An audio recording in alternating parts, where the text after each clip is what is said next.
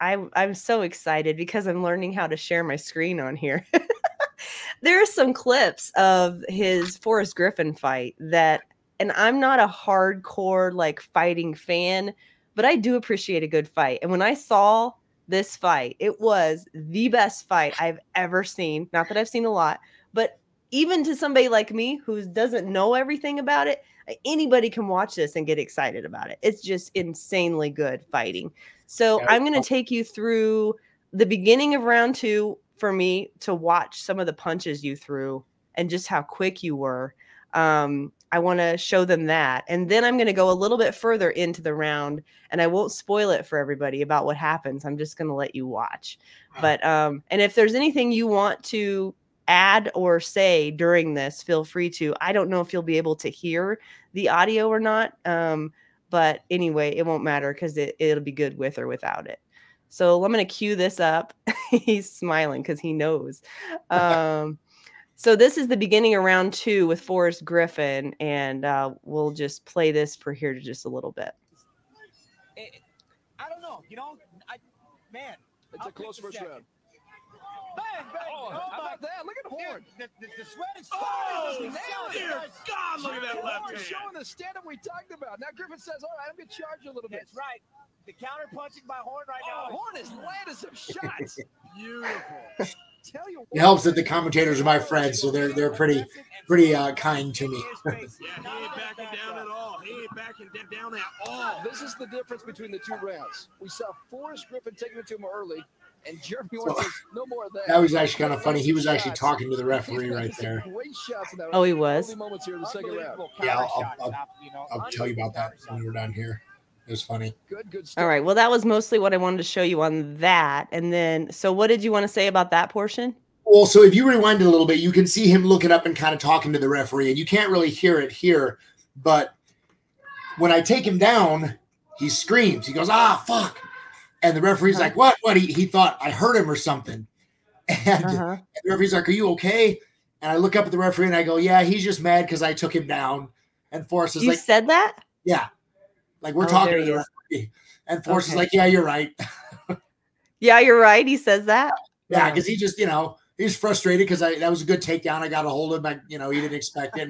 And it was kind of funny. It's like when you at a higher level, and I've always been fairly comfortable with this, is like you can kind of detach yourself from what's going on, and you can hold a conversation. You can focus on 2 things at once.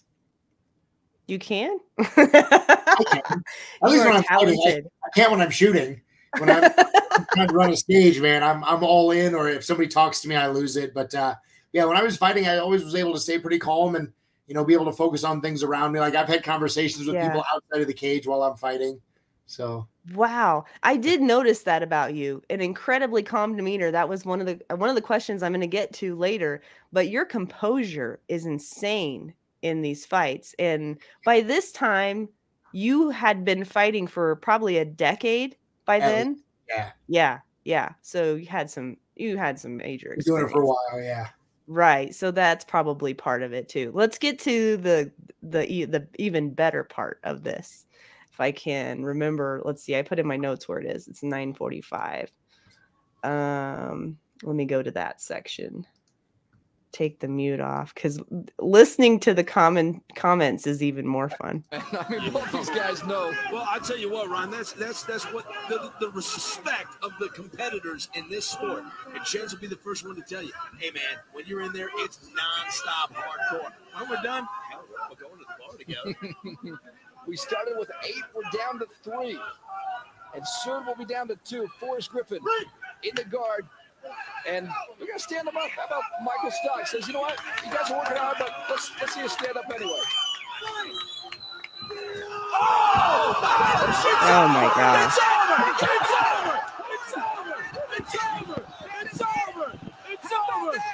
It gets better, guys. Just hang on.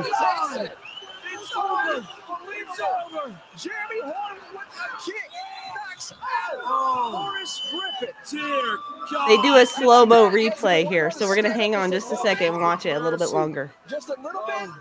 Jens Pulver standing on right now. He wants to get over. The crowd is in a frenzy.